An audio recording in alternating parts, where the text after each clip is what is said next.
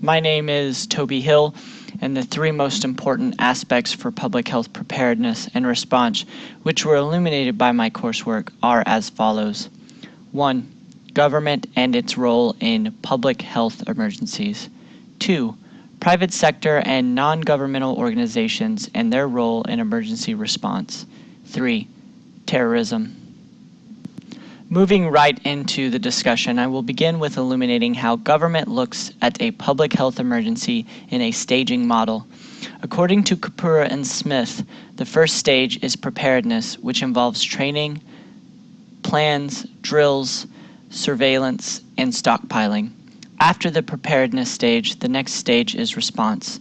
This stage includes personnel, material supplies, medical care, security, and needs assessments. Beyond just immediate emergency response, the government also deals with emergency preparedness. Dark and Blanchard, 2011. Dark and Blanchard, 2011, informed that the federal government fills 6 major roles for public health, which include policy, finance, public health protection, information gathering and dissemination, capacity building, and direct patient health care services. After the federal government, the day-to-day operations remain under the jurisdiction of the state and local governments. Dark and Blanchard, 2011. Dark and Blanchard go on to describe the organization of the state response. The state can utilize a centralized, decentralized, or a mixed approach for organizational structure. Outside the organizational structure, the state has some distinct responsibilities. One of these responsibilities is declaring a public health crisis a national emergency. Governors of states also have the power to utilize the national pharmaceutical stockpile. After the federal and state governments, there comes the local government. The local level is the level at which the response to a public health emergency is carried out. There are several key elements at the local level that ensure preparedness for a public health emergency. These elements include hazard analysis, emergency response planning, health surveillance, laboratory analysis, and consequence management. Dark and Blanchard, 2011. Coordination across the federal, state, and local level is essential for preparing and responding to a public health emergency. Dark and Blanchard, 2011. By linking federal funding to a specific state responsibility, the federal government can influence public health policy in creative ways.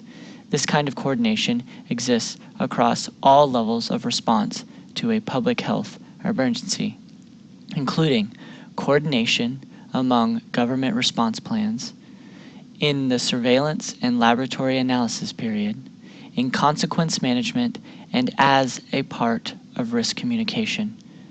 Dark and Blanchard, 2011.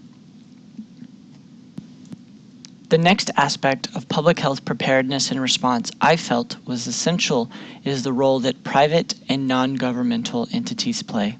Chan and Theodosis, 2011, described private actors as including nonprofit organizations, NGOs, which includes faith-based organizations, foundations, and academic institutions, and for-profit organizations, both companies and corporations.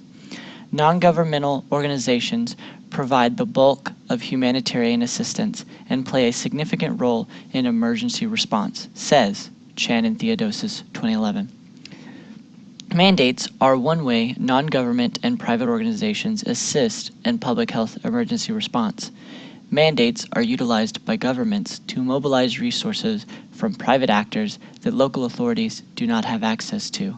Chan and Theodosis, 2011.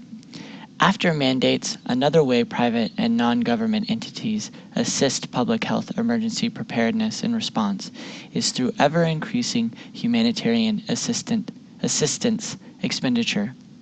According to Chan and Theodosis, 2011, from the 1980s to 2006, the assistance amount has risen from $2 billion to $9 billion. Both mandates and humanitarian assistance are non-partnered ways non-government and private entities assist with public health emergency preparedness and response. However, Partnerships are the actual organization teaming up and the way by which these non-government institutions work with government for a public health emergency endeavor. Chan and Theodosis 2011 state the incentives for a private sector organization to engage in a public health emergency varies by the company, emergency, and sector of involvement. However, private sector entities generally like to help with natural disasters and other less complex public health emergencies.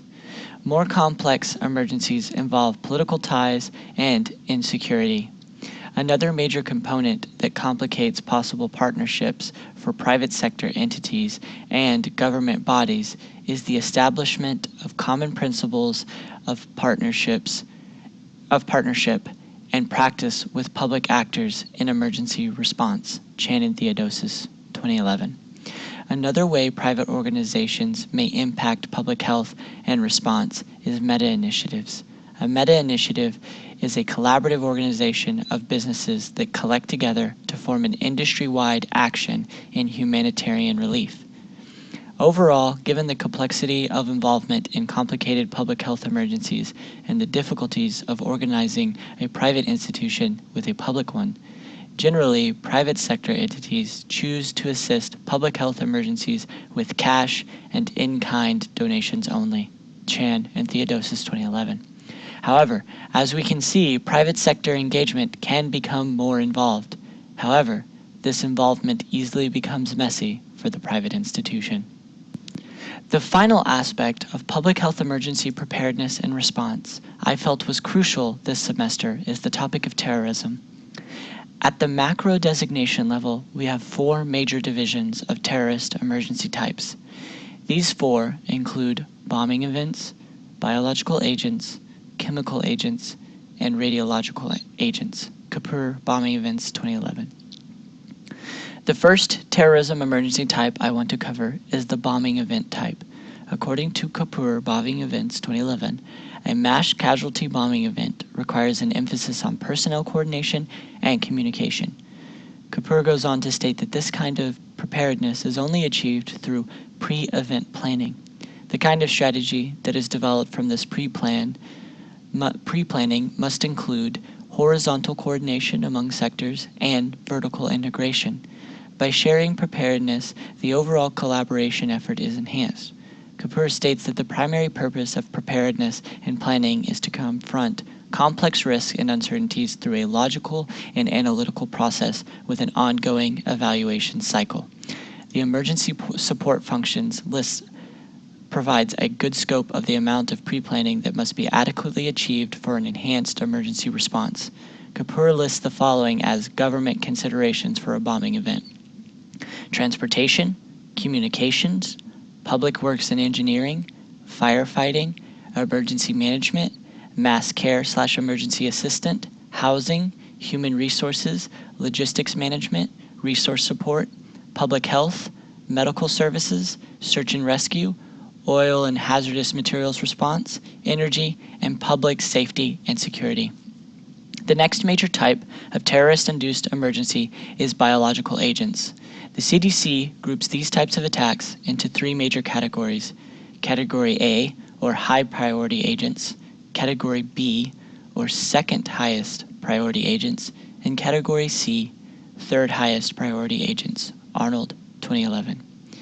Each type of biological agent has an exhaustive amount of contextualized response requirements. Every agent that is a possible threat should be pre-planned for in some way, even if only to assure the most general levels of defense. After biological agents, the next type of terrorist emergency is chemical agents. Chemical agents, like biological agents, require a unique contextualized response to each type of chemical. Douglas and Omron, 2011, lists the different types of generalized chemical agents. They include irritant and gas respiratory tract agents, chemical burn and vesicant agents, asphyxiants and metabolic poisoning agents, and organophosphate agents. The final type of terrorist emergency is radiological agents. Shukuhi, Soros, and Kapoor, 2011, list these key principles in public health preparedness for radiological terrorism. The first priority is to save lives by responding to and treating injured persons first. First responders and law enforcement may not know that a radiation event has occurred. Scalability and flexibility are critical components of a community's response plan. The population generally has a greater fear of radiation than of other terrorist weapons. Radiation exposure is not immediately life-threatening. Contamination recommendations for radiological agents differ from those for chemical agents. Initial population monitoring should emphasize prevention of acute radiation health effects. The lead agency for the state's radiation control will be a key resource for population monitoring.